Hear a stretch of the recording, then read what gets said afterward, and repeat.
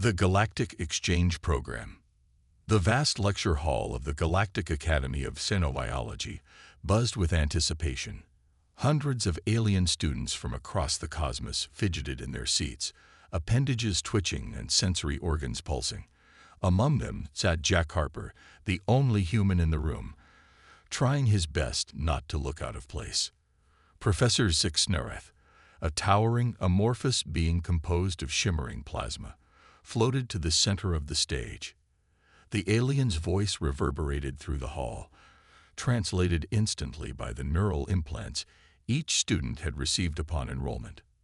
Esteemed students of the 127th cycle, today marks a momentous occasion in your academic journey. As is tradition, it is time to announce your final assignment for the Apex Predator Studies course. Jack leaned forward, his heart racing. He had left Earth to join this exchange program, hoping to learn about the universe and prove that humanity could stand shoulder to shoulder with the most advanced species in the galaxy. So far, it had been a wild ride of culture shocks and mind-bending lessons, but nothing could have prepared him for what came next. Professor Zixnereth's form rippled with what Jack had come to recognize as excitement. Your task is simple in concept, yet profoundly challenging in execution. Each of you will return to your homeworld, or an analogous environment, and subdue the apex predator of that ecosystem, without the use of technology. The hall erupted in a cacophony of alien voices. Some students cheered, others wailed, and a few seemed to lose consciousness altogether. Jack sat frozen, his mind reeling. Earth's apex predator, without technology. The absurdity of the situation hit him like a ton of bricks. "Professor," Jack called out, his voice barely audible above the commotion. "What about those of us from, well, more dangerous worlds?" The room fell silent, all eyes, or equivalent sensory organs, turning to Jack. Professor Zixnereth's plasma form condensed, focusing intently on the human. Yes, our esteemed exchange student from Earth, classified as a Deathworld, if I'm not mistaken. Mr. Harper, your assignment remains the same. You will face one of your planet's apex predators, as will all your classmates. Jack's mind raced through Earth's deadliest creatures. Lions, tigers, great white sharks. Each option seemed more absurd than the last. But Professor, that's suicide. A ripple of amusement passed through the alien students. Vrex, a crystalline being from a low-gravity world, chimed in. "Come now, human. Surely a Deathworlder like yourself is accustomed to such challenges. We've all heard tales of Earth's ferocious inhabitants." Jack felt a surge of pride mixed with frustration. Yes, humans had achieved incredible things, but they'd done so through ingenuity and technology, not by wrestling bears with their bare hands. Professor Zixnereth intervened. "Mr. Harper, I assure you, this assignment is not designed to be lethal. It is a test of intellect, adaptability, and understanding of xenobiology. The goal is not to destroy the creature, but to demonstrate your comprehension of its biology and behavior." Jack nodded slowly, his mind already beginning to formulate plans. If there was one thing humans excelled at, it was thinking outside the box. The professor continued. "You will each have one standard galactic month to prepare. Use this time wisely. Study your target species, understand its strengths and weaknesses, and devise a strategy. Remember, brute force is rarely the answer in biology." As the class dispersed, Jack found himself surrounded by curious alien classmates. Zara, a gaseous entity contained within a shimmering force field, wafted closer. "Jack, are you truly concerned? I thought Earth was renowned for its dangerous fauna." Jack managed a wry smile. "It's not so much the danger, Zara. It's the idea of facing it without tools. Humans, we're not the strongest or fastest creatures on our world. We survived and thrived because of our brains, our ability to create and use tools." Vrex's crystalline form sparkled with interest. "Fascinating. So how will you approach this challenge, Jack? Which Earth predator will you choose to face?" As Jack pondered the question, an idea began to form. It was outlandish, potentially disastrous, but undeniably human in its audacity. You know what? I think I'm going to let Earth surprise me. I'll go in prepared for anything and adapt on the spot. After all, isn't that what we humans do best? The aliens exchanged glances, a mixture of admiration and concern in their reactions. Jack's approach was unorthodox, to say the least, but it was precisely this kind of thinking that had earned humans their reputation as unpredictable and resourceful. Over the next few days, Jack immersed himself in study. He pored over databases containing information on Earth's most formidable predators, from the lightning-fast cheetah to the cunning crocodile, from the powerful grizzly bear to the stealthy tiger. Each creature presented its own set of challenges, and Jack knew he'd need to be prepared for any possibility. But beyond mere facts and figures, Jack delved into the philosophy of human survival. He studied the techniques of trackers and wildlife experts, the wisdom of indigenous cultures who had lived alongside these creatures for millennia. He even explored the controversial realm of animal communication, wondering if there might be a way to connect with Earth's predators on a deeper level. As the departure date approached, Jack found himself in the Academy's holographic training room, surrounded by simulations of Earth's various biomes. He stood in the middle of a savanna, watching a pride of lions lounging in the distance. "Computer," he called out, "run simulation. Unarmed human versus lion pride. Survival scenario." The holographic lions sprang to life, their eyes locking onto Jack with predatory focus. As he dodged and weaved, using every trick and technique he had learned, Jack couldn't help but grin. This was insane, yes, but it was also the opportunity of a lifetime. A chance to showcase humanity's unique strengths to the galaxy. Hours later, exhausted but exhilarated, Jack emerged from the training room to find Professor Zixnarath waiting for him. Impressive adaptability, Mr. Harper. The professor's plasma form pulsed with what Jack interpreted as approval. But remember, the true test lies not in defeating the creature, but in understanding it. Your goal is to demonstrate that you comprehend the intricate balance of life, even on a death world like Earth. Jack nodded, a new determination setting in. "I understand, Professor, and I think I'm starting to see the real purpose of this assignment. It's not just about the physical challenge, is it? It's about proving that we can coexist with the most dangerous aspects of our worlds, that we can find harmony even in the harshest environments." The professor's form brightened. "Precisely, Mr. Harper. Perhaps you understand more than you realize. Good luck on your journey home. The galaxy will be watching with great interest." As Jack made his final preparations, packing a small kit of allowed supplies, he felt a mix of trepidation and excitement. Whatever Earth had in store for him, he was ready to face it, not just as a human, but as a representative of humanity to the stars. Little did Jack know that his adventure was about to become legend, a tale that would be told and retold across the galaxy for generations to come. The story of a human who faced Earth's deadliest predators armed with nothing but wit, will, and a uniquely human spirit of adventure, training, and preparation. The journey back to Earth was a blur of hyperspace jumps and quantum tunnels, but for Jack Harper, the real voyage was internal. As his sleek alien shuttle pierced Earth's atmosphere, he felt the weight of his task settle upon him like the increasing gravity. The shuttle touched down in a remote area of the Serengeti, chosen for its diverse ecosystem and abundance of apex predators. As Jack stepped out, the familiar warmth of Earth's sun on his skin was a stark reminder of home, yet the purpose of his visit made everything seem alien. A small team of Earth scientists and representatives from the Galactic Academy greeted him. Dr. Elena Rodriguez, a renowned xenobiologist, approached with a mix of excitement and concern in her eyes. "Welcome back, Jack," she said, shaking his hand firmly. "I must admit, when we received the details of your assignment, we thought it was some kind of interstellar joke." Jack chuckled, despite the butterflies in his stomach. "Trust me, Dr. Rodriguez, I'm still half convinced it is.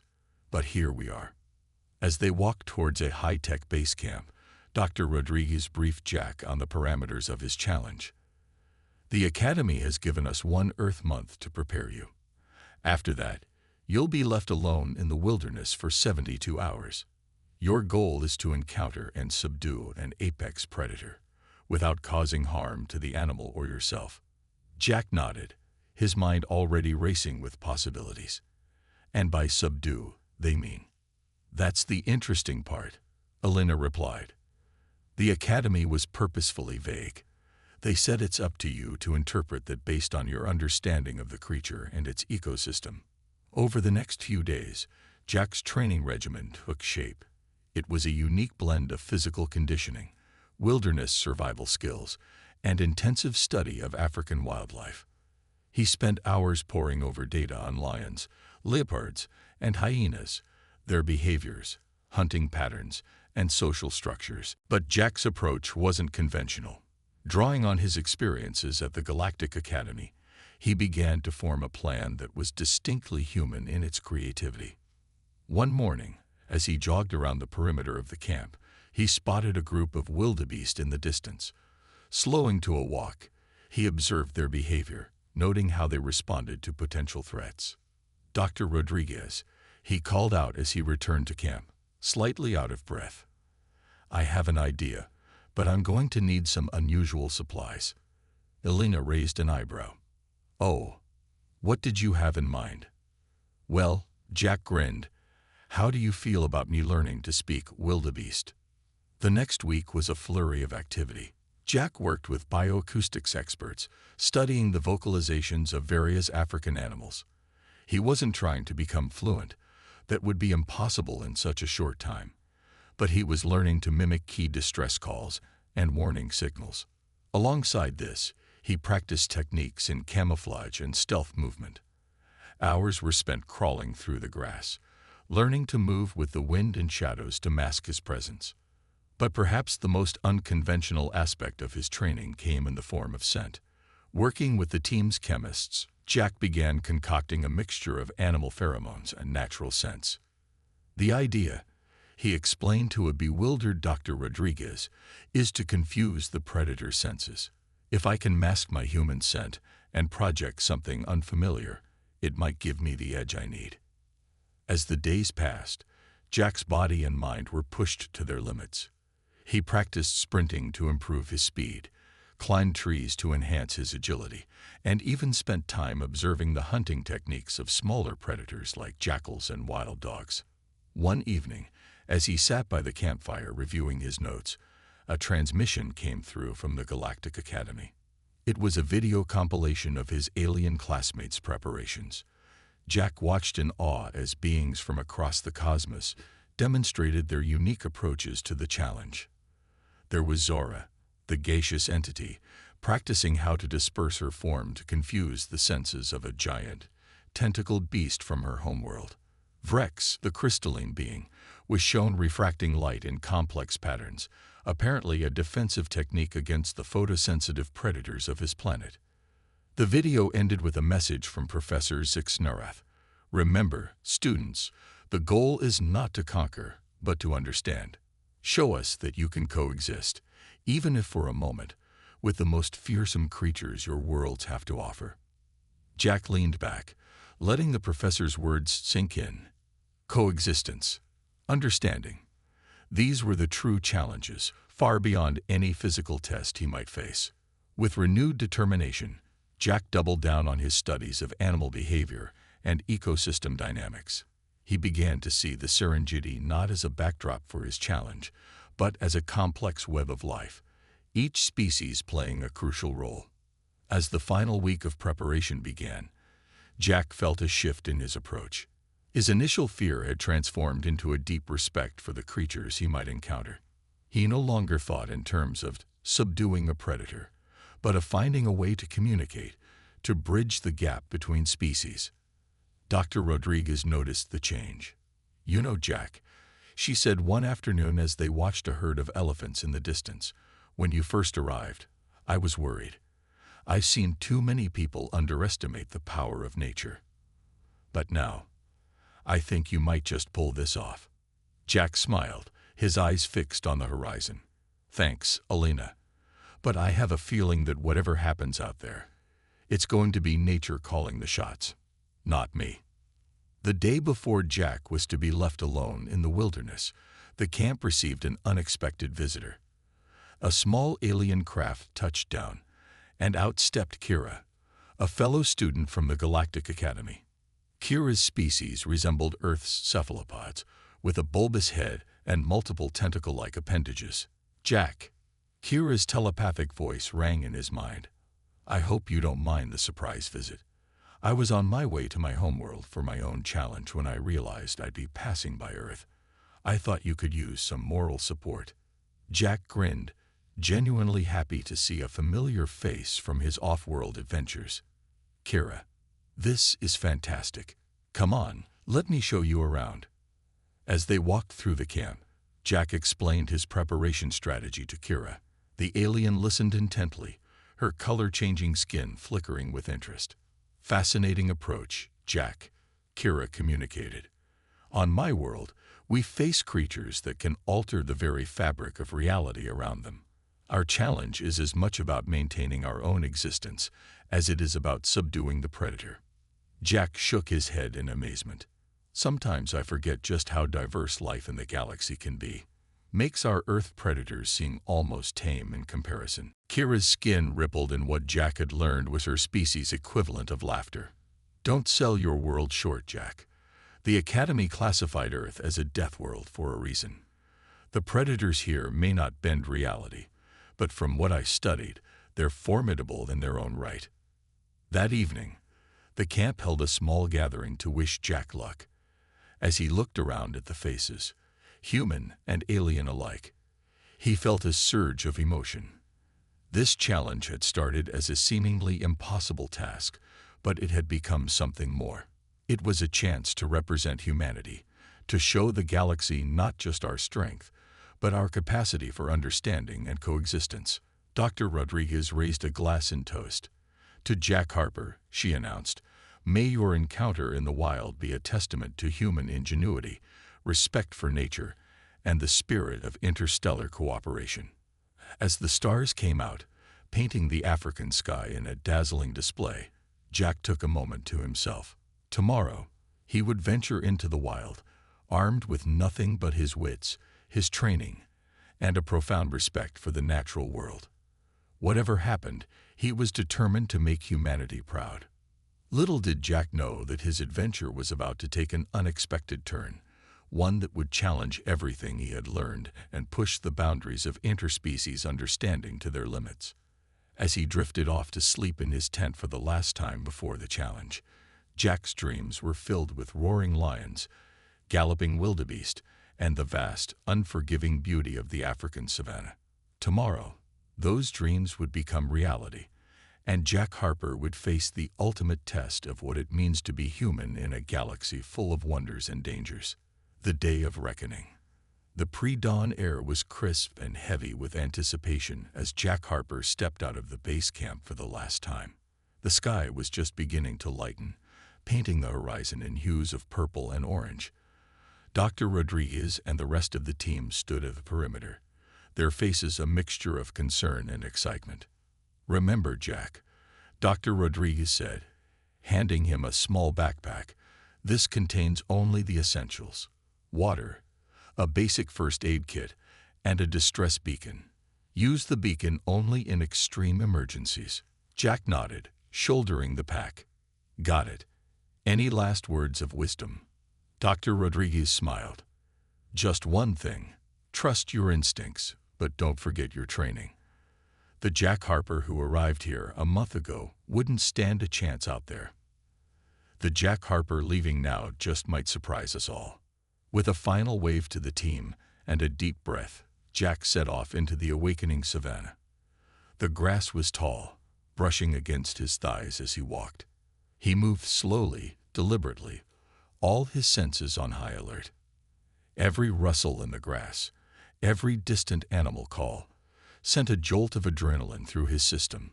As the sun climbed higher in the sky, Jack began to relax slightly. He'd spent hours studying the behavior patterns of the savanna's inhabitants, and he knew that most predators would be seeking shade during the heat of the day. This was his chance to get the lay of the land. He found a tall acacia tree and climbed up, using the vantage point to survey his surroundings. In the distance, he could see a herd of wildebeest grazing peacefully. Closer by, a family of warthogs rooted in the dirt, seemingly unconcerned by his presence. Jack took out his notebook and began to sketch a rough map of the area, marking potential water sources and areas that might serve as predator dens. As he worked, he couldn't help but feel a sense of awe. This was Earth at its most primal, a world that humans had emerged from but had long since distanced themselves from.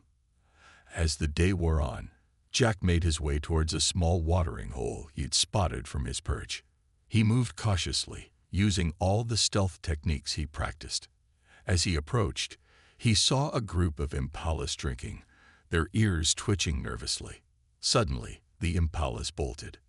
Jack froze, his heart racing. Something had spooked them, and it wasn't him. He scanned the area, his eyes straining to detect any movement. There, a flicker of movement in the grass about 50 meters away. Jack held his breath as a magnificent leopard emerged from the tall grass.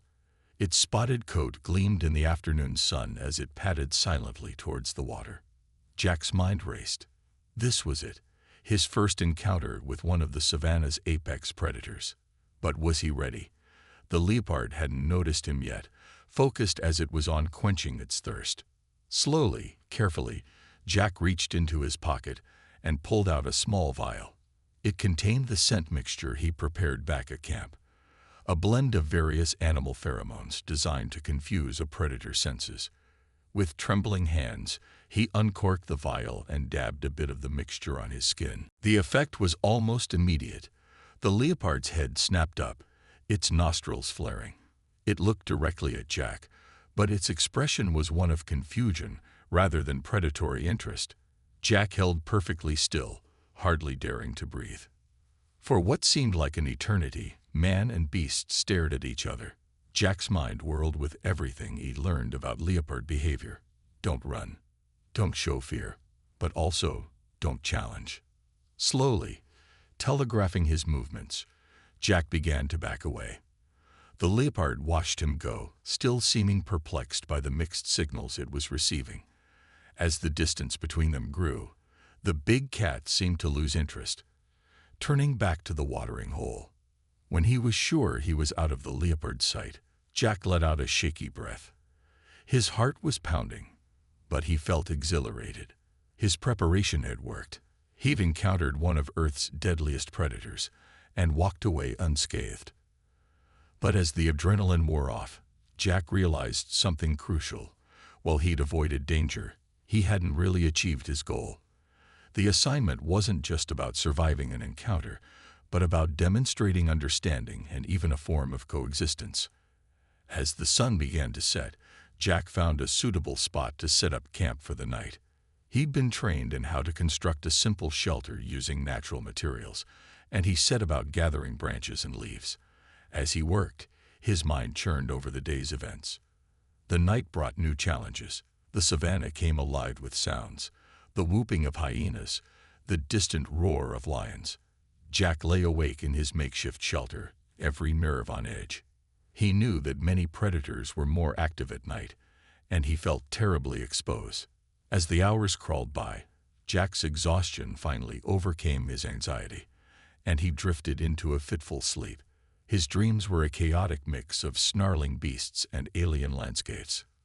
He awoke with a start just before dawn, his instincts screaming that something was wrong. As his eyes adjusted to the pre-dawn gloom, he saw what had disturbed him, a pair of glowing eyes just outside his shelter. Jack's breath caught in his throat. Slowly, carefully, he reached for his flashlight. In one swift movement, he flicked it on, illuminating his visitor. It was a hyena, its spotted coat unmistakable in the beam of the flashlight. The animal blinked in the sudden light, but didn't retreat. Instead, it cocked its head, regarding Jack with what seemed like curiosity. Jack's mind raced. Hyenas were intelligent, social animals, known for their complex vocalizations and problem-solving abilities. They were also formidable predators, capable of taking down prey much larger than themselves. In that moment, Jack made a decision. Instead of trying to scare the hyena away, he decided to attempt communication. Drawing on his training, he let out a series of low whoops and giggles, mimicking hyena vocalizations. The effect was immediate and unexpected. The hyena's ears perked up, and it responded with its own call. For several minutes, man and beast engaged in a bizarre conversation of whoops and laughs. Gradually, the hyena began to lose interest. With a final glance at Jack, it loped off into the lightning savanna. Jack sat back, his heart racing with excitement. He'd just had a conversation, of sorts, with a wild hyena. It wasn't exactly subduing the animal, but it felt like a step in the right direction. As the sun rose on his second day in the wild, Jack felt a renewed sense of purpose. He'd survived encounters with two of Africa's predators, but he knew he hadn't yet fulfilled the true spirit of his assignment. He needed to do more than just avoid or briefly interact with these animals. He needed to demonstrate a deeper understanding. After a quick breakfast of energy bars from his pack, Jack set out again.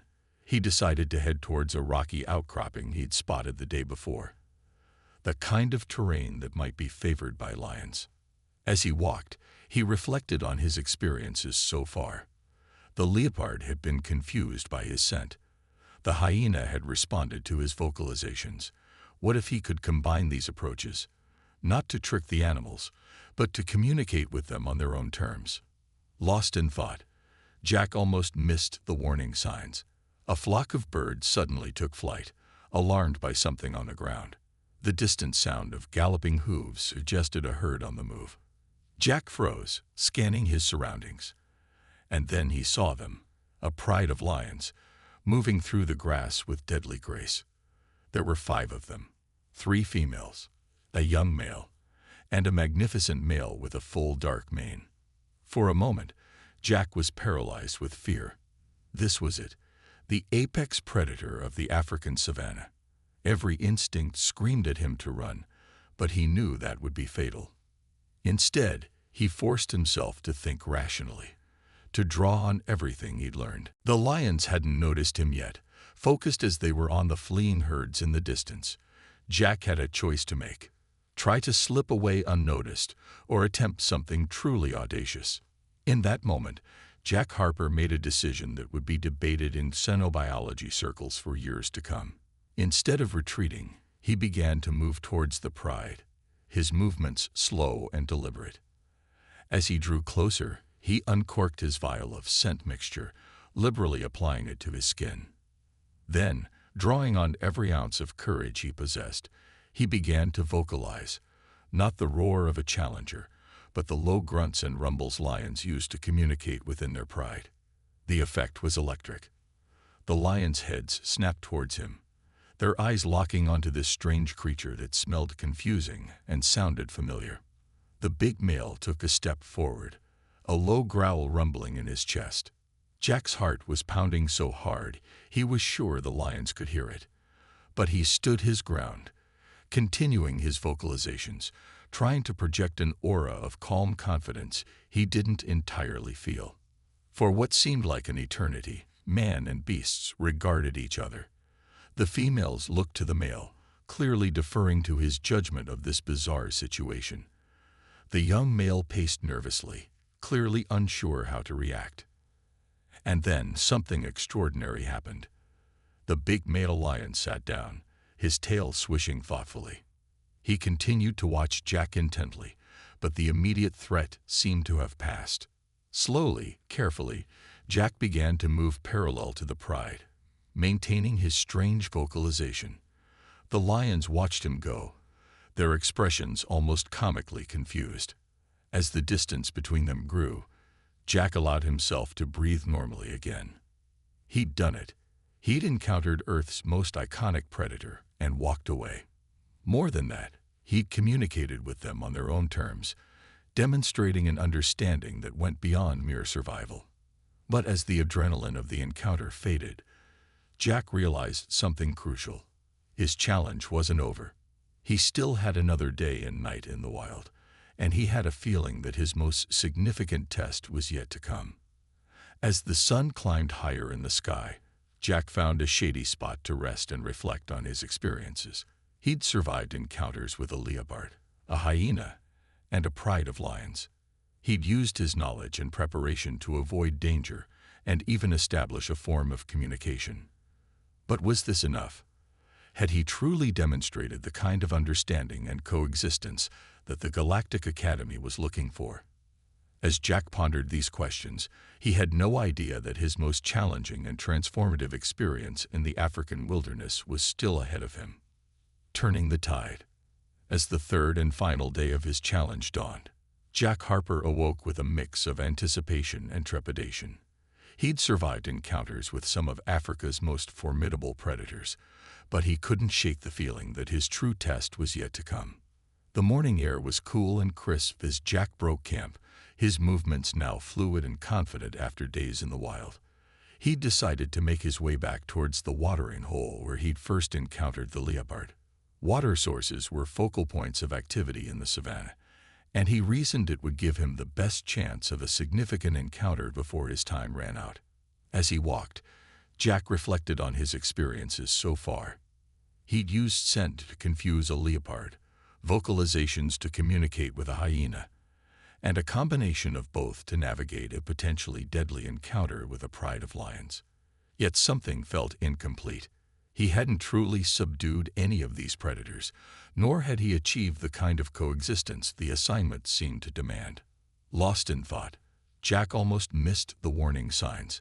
A sudden silence fell over the savanna, the usual morning chorus of birds and insects abruptly muted. Every instinct honed over the past days screamed danger. Jack froze, his eyes scanning the terrain. At first, he saw nothing out of the ordinary. Then, a flicker of movement caught his attention. About 50 meters away, partially obscured by a stand of acacia trees, was a sight that made his blood run cold. A massive bull elephant stood with its back to him, its enormous tusks gleaming in the morning sun. Under normal circumstances, this would be a breathtaking sight. But Jack immediately recognized that this was far from a normal situation. The elephant's posture was rigid, its ears flared out in a clear sign of aggression. And the reason for its agitation was immediately apparent. Facing the elephant, looking tiny and vulnerable in comparison, was a young woman. She was dressed in khaki, a camera hanging uselessly around her neck. A researcher or tourist, Jack guessed, who had gotten far too close to the wildlife. Time seemed to slow down as Jack assessed the situation. The elephant was in full muss, a period of heightened aggression in male elephants, marked by a surge of hormones. The woman was clearly terrified, frozen in place. Any sudden movement could trigger a charge, and at this distance, neither of them stood a chance of outrunning the elephant. In that moment, Jack Harper made a decision that would challenge everything he'd learned about survival in the wild. Instead of retreating to safety, he began to move towards the confrontation. "Hey," he called out, his voice carrying across the savanna. Both the elephant and the woman turned towards him, startled by the sudden intrusion. The elephant's attention now divided. The woman seized her chance. She began to slowly back away, her eyes darting between Jack and the agitated bull. Jack's mind raced as he tried to recall everything he'd learned about elephant behavior. Unlike the predators he'd encountered before, elephants were generally peaceful. But a bull in muss was unpredictable and incredibly dangerous.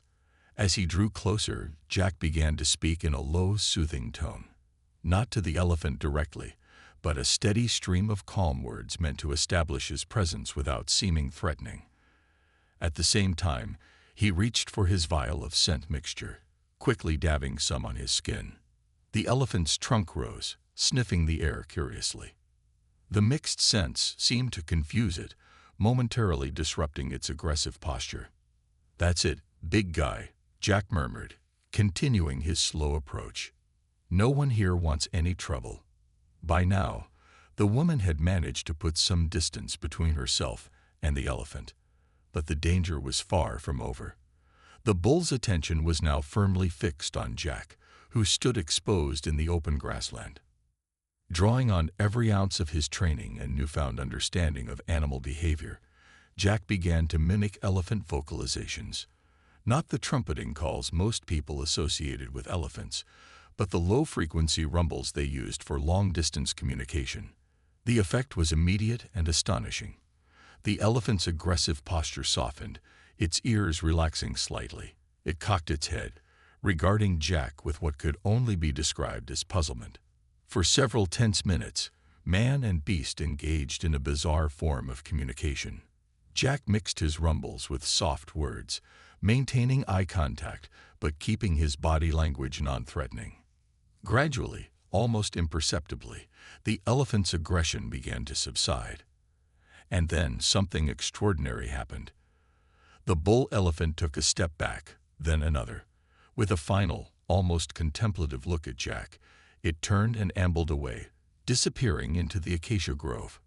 Jack let out a shaky breath, the adrenaline leaving his body in a rush. He turned to see the woman staring at him with a mixture of awe and residual fear. That was incredible," she stammered. "How did you do that?" Jack managed a weak smile. "Would you believe me if I said it was for a school project?" As they made their way back towards safer ground, the woman introduced herself as Dr. Sarah Chen, a visiting researcher studying elephant communication. She'd been attempting to record some of the bull's vocalizations when she'd accidentally gotten too close. "I've never seen anything like what you just did," Dr. Chen said, her initial shock giving way to scientific curiosity. "Those vocalizations, that scent, it was like you were speaking their language." Jack nodded, still processing the encounter himself. "In a way, I was, or at least, I was trying to." As they walked, Jack gave Dr. Chen a brief overview of his assignment from the Galactic Academy. Her eyes widened as she realized the implications. "So you're telling me that out there, somewhere in the galaxy, there are creatures even more dangerous than what we have here on Earth?" Jack chuckled. "Hard to believe, isn't it? But yes, and we're out there trying to understand them, just like we're still trying to understand the life here on our own planet." They reached the edge of the research camp where Dr. Chen was based. As they parted ways, she turned to Jack with a serious expression. "What you did back there, it wasn't just about saving me. You showed a level of interspecies communication that I'd never seen before. It's not about dominating or subduing these creatures. It's about finding a way to coexist, to communicate across the boundaries that separate us." Her words struck a chord with Jack. This was it. This was what his assignment had been about all along. Not just surviving encounters with dangerous creatures, but finding a way to bridge the gap between species. As he made his way back into the savannah for the final hours of his challenge, Jack felt a profound shift in his perspective. He was no longer just a human trying to survive in a hostile environment.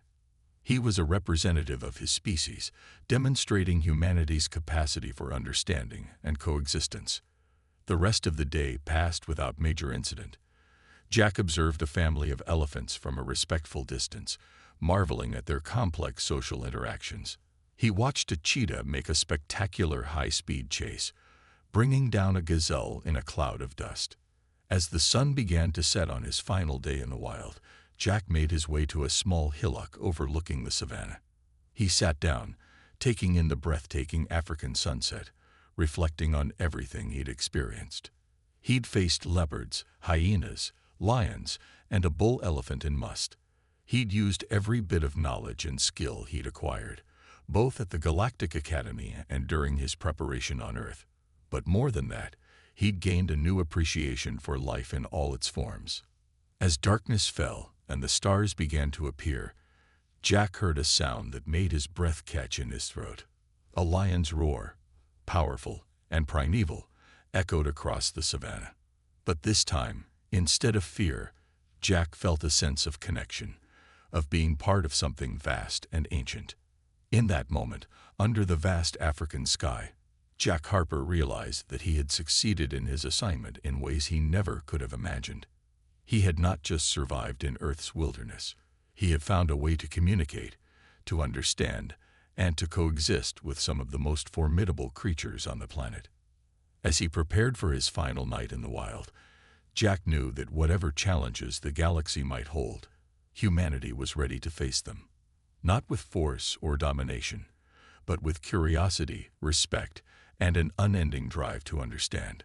The night passed peacefully, the sounds of the savannah a soothing lullaby to Jack's ears. As dawn broke on the day of his return, he packed up his makeshift camp with a sense of both accomplishment and reluctance. Part of him wished he could stay longer, to learn more, to delve deeper into this world that was at once familiar and alien. As he made his way back towards the rendezvous point where Dr. Rodriguez and her team would be waiting, Jack's mind was already racing ahead. How would he convey the depth of his experiences to his alien classmates? How would this change humanity's place in the galactic community? One thing was certain. Jack Harper was no longer the same person who had nervously stepped into the African wilderness 3 days ago. He had faced Earth's apex predators and not only survived, but found a way to communicate and coexist with them. Whatever challenges the universe might hold, he was ready to face them. As the research camp came into view, Jack squared his shoulders and quickened his pace. His adventure in the African savannah was ending, but he knew that his greatest adventures, and humanity's, were just beginning. Triumph and reflection. As Jack crested the final hill, the research camp came into full view. He could see a small crowd gathered, their faces turned expectantly in his direction. Dr. Rodriguez stood at the forefront, her hand shielding her eyes from the morning sun as she scanned the horizon. Jack took a deep breath, savoring his last moments alone in the wild. The savannah had changed him in ways he was only beginning to understand. With a mix of triumph and nostalgia, he began his descent towards the camp. As he drew closer, a cheer went up from the assembled group. Dr. Rodriguez rushed forward, her face a mix of relief and excitement.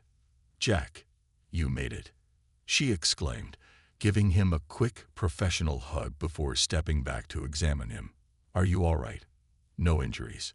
Jack grinned, suddenly aware of how he must look. Clothes dirty and torn, face sunburned and stubbled, but eyes bright with the light of discovery. "I'm fine, Dr. Rodriguez. Better than fine, actually.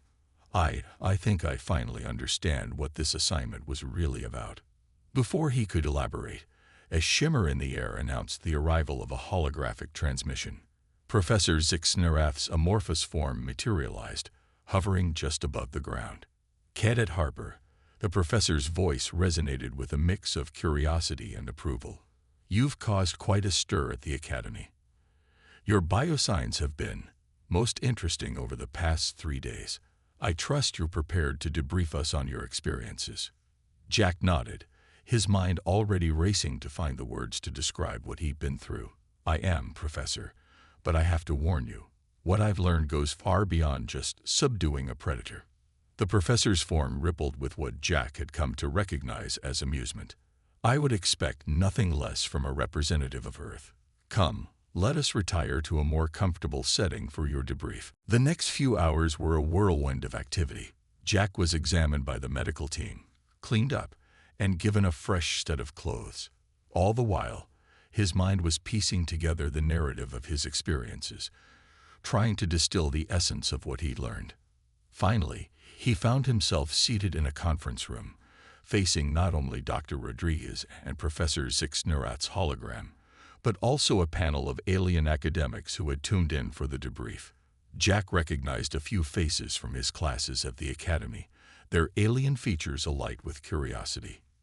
"Cadet Harper," Professor Zixnerath began, "please walk us through your experiences in Earth's wilderness. We are particularly interested in how you interpreted the assignment to subdue an apex predator." Jack took a deep breath and began his tale. He described his encounters with the leopard, the hyena, the pride of lions, and finally, the bull elephant. As he spoke, he could see the alien academics leaning forward, their various sensory organs focused intently on him. And that's when I realized, Jack concluded, that the assignment wasn't really about subduing these creatures at all. It was about finding a way to communicate, to coexist, even if just for a moment. A murmur ran through the alien audience. Professor Zixnerath's form pulsed with what Jack had come to recognize as intense interest. Fascinating, Cadet Harper. You've touched upon something profound. Please, elaborate on this realization. Jack leaned forward, his eyes bright with enthusiasm. Throughout my time in the wild, I was constantly aware of my place in the ecosystem. I wasn't there to dominate or control. I was just another creature trying to survive. But more than that, I was trying to understand. He paused, gathering his thoughts. The scent mixtures, the vocalizations, they weren't tricks or weapons. They were attempts at communication. With each encounter, I wasn't trying to subdue the animal. I was trying to establish a connection, to find common ground. One of the alien academics, a being that looked like a sentient crystal formation, chimed in.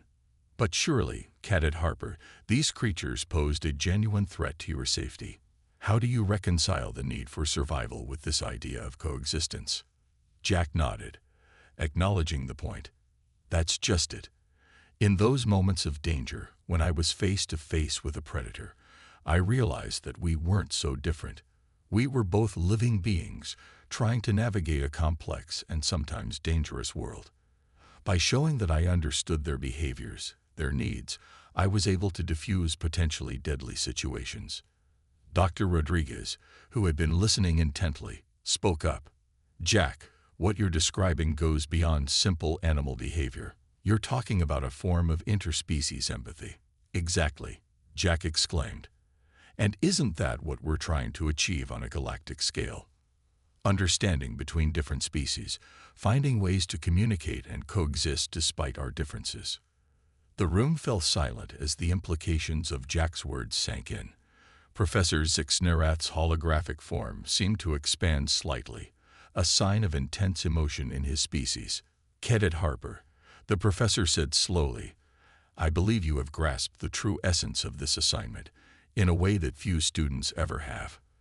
Your experiences on Earth have profound implications for our understanding of interspecies relations on a cosmic scale. Over the next few hours, Jack fielded questions from the assembled academics. They wanted to know every detail of his encounters, his methods of communication, his thought processes in moments of danger. Jack answered as best he could, but he kept coming back to the central theme of understanding and coexistence. As the debrief wound down, Professor Zixnerath addressed the group. Colleagues, I believe we have witnessed something truly remarkable today. Cadet Harper's experiences on Earth offer us a new paradigm for thinking about interspecies interactions. This goes beyond mere xenobiology. It touches on the very foundations of galactic diplomacy and coexistence. The professor's attention turned back to Jack. Cadet Harper, I believe your unique perspective would be invaluable as we continue to explore the cosmos and encounter new forms of life. Would you be interested in joining a specialized research team at the Academy, focused on developing new protocols for first contact situations? Jack's heart raced at the opportunity. This was beyond anything he had imagined when he first enrolled in the exchange program. I would be honored, Professor. As the transmission ended and the holograms winked out, Jack found himself surrounded by the human research team, all clamoring to congratulate him and ask their own questions. But amidst the excitement, Jack felt a tug of something else, a connection to the wild he had left behind. Dr. Rodriguez noticed his distraction. Jack, are you all right? He nodded slowly. Yeah, I'm fine. It's just, I feel like I'm between two worlds now. I've seen the wonders of the galaxy, and now I've rediscovered the wonders of our own planet. How do I reconcile the two? Dr. Rodriguez smiled knowingly. That, I think, is the challenge that faces all of humanity as we step out into the stars. We must never forget our roots, the planet that shaped us. Your experiences here, combined with your knowledge of the galaxy, put you in a unique position to bridge that gap. As the day wore on and preparations began for Jack's return to the Galactic Academy, he found himself drawn back to the edge of the camp, looking out over the savannah. The sun was setting, painting the sky in brilliant oranges and purples. In the distance, he could hear the calls of animals settling in for the night. Jack closed his eyes, listening to the sounds of Earth, feeling the warm breeze on his skin. He thought about the vast, star-filled galaxy that awaited him, full of wonders and challenges he could scarcely imagine. But he also thought about the leopard's confused stare, the hyena's answering call, the lion's grudging acceptance, and the elephant's final, contemplative look. In that moment, Jack Harper understood that he would carry Earth with him wherever he went in the cosmos. The lessons he had learned in the African wilderness about communication, empathy, and coexistence would guide him in his encounters with whatever strange and wonderful life the universe held. As the stars began to appear in the darkening sky, Jack made a silent promise. He would be a bridge between Earth and the galaxy, helping humanity find its place among the stars while never forgetting the planet that had shaped them. And perhaps in doing so, he could help forge a future where beings from across the cosmos could learn to understand and coexist with one another, just as he had done with the creatures of the savannah. The next morning, as Jack prepared to board the shuttle that would take him back to the Galactic Academy, he took one last look at the African landscape. Dr. Rodriguez approached, holding out a small package. "A parting gift," she said with a smile. "Some soil and a few seeds from the savannah. A reminder of where you've been and what you've learned." Jack took the package, deeply touched by the gesture. "Thank you," he said softly, "for everything." As the shuttle lifted off, Jack watched through the viewport as Earth grew smaller, the blue and green marble that was his homeworld slowly receding into the vastness of space. But instead of the sadness he had expected, he felt a surge of excitement and purpose. He was heading back to the stars, but he was taking Earth with him, its lessons, its wildness, its capacity for adaptation and understanding. And he knew, with a certainty that ran bone deep, that this was just the beginning of his journey. As the shuttle entered hyperspace, Jack Harper smiled. Whatever wonders and challenges the galaxy held, he was ready to face them, not just as a human, but as a representative of Earth, in all its beautiful wild complexity. The adventure, he realized, was only just beginning.